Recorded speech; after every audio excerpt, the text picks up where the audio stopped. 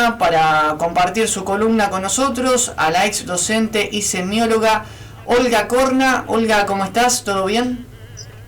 Hola, ¿qué tal? Buenas noches. Sí, todo bien, por suerte. Bueno, bien, es una manera de decir en este contexto, ¿no? Claro.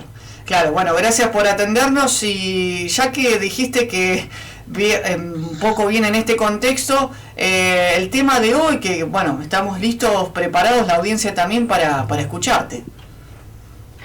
Bueno, entre tantas cosas que ocurren y que nos ocurren y que nos vamos enterando, entre tantas amenazas con respecto a cierre de banco, el Banco Nación en algunas poblaciones, y el tema de la ley universitaria y del hospital Bonaparte, que ahora parece que no se va a cerrar, hay un tema no menor que surge con un decreto, que es el decreto 883 de estos días, que tiene que ver con la desregulación del transporte interjurisdiccional de pasajes, ¿no? Y este decreto es un decreto muy confuso en primera instancia. Este decreto da como fin al transporte interjurisdiccional como un servicio público.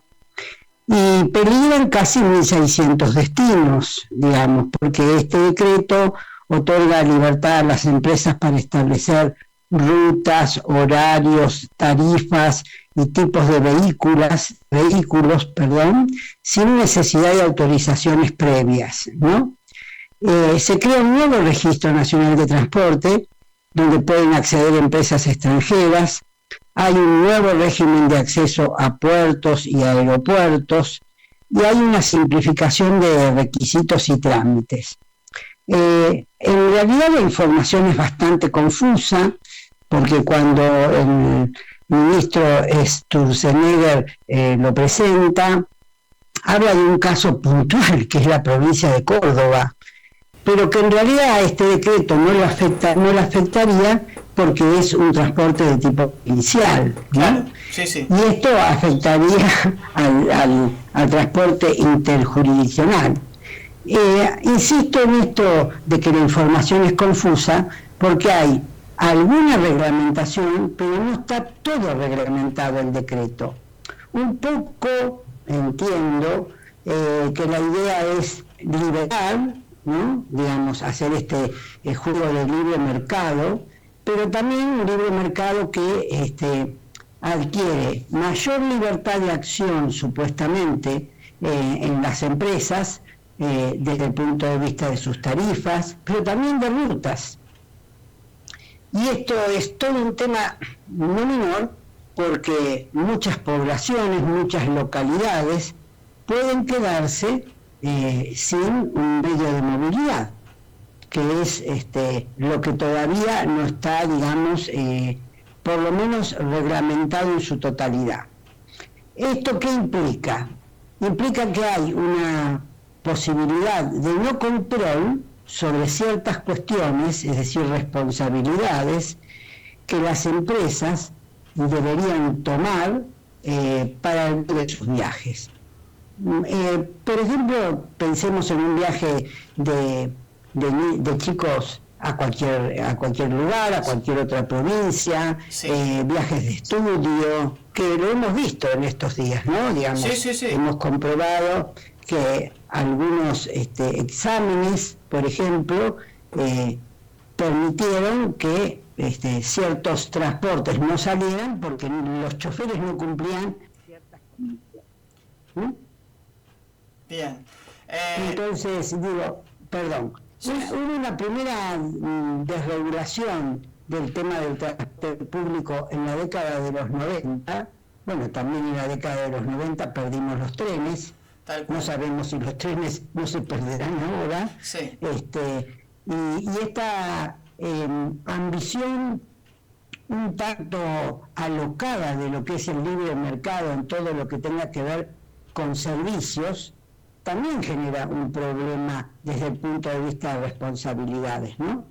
Ahora nosotros tenemos en los transportes una media, digamos, de costo más allá de lo que es el servicio de transporte público en cada una de las ciudades que ha perdido su subsidio nacional, y que sin embargo seguimos pagando, el interior frente a Cava y frente a provincia de Buenos Aires, en realidad esto también genera que esta cuestión del libre mercado, de la competencia, habilite que no todo sea, por lo menos, visado por el Estado, ¿no? Esta sería la idea general y más preocupante.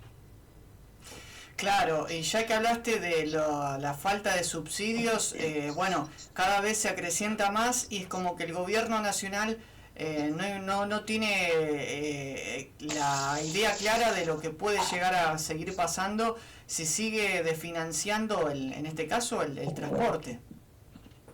Claro, lo que pasa es que, a ver, una cosa es desfinanciar y otra cosa es poner en juego el libre mercado. Yo creo que uno de los problemas más interesantes en la gravedad del hecho que tiene el gobierno y sobre todo ciertos personajes que nosotros ya conocemos desde el punto de vista de la política económica de nuestro país, es el tema de la gradualidad.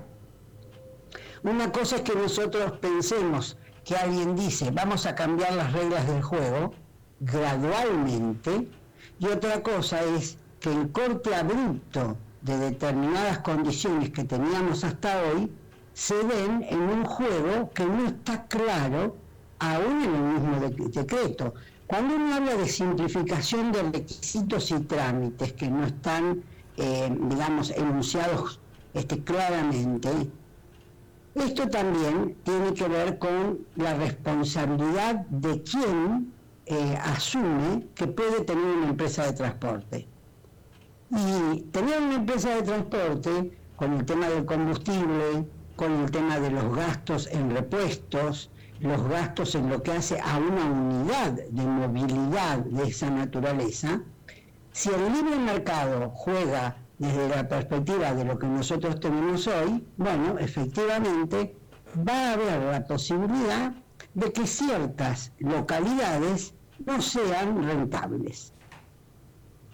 Y si esa localidad no es rentable, se puede decidir que esa localidad no va a tener acceso a poder tener una movilidad, digamos, como la tienen en este momento, ¿no es cierto? Tenemos ejemplos muy claros, Julián, de esto. Tenemos ejemplos en lo que fueron los trenes.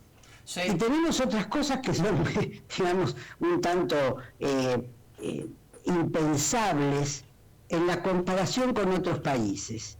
Nosotros trasladamos en camiones lo que en su fue dejado de lado en el ferrocarril.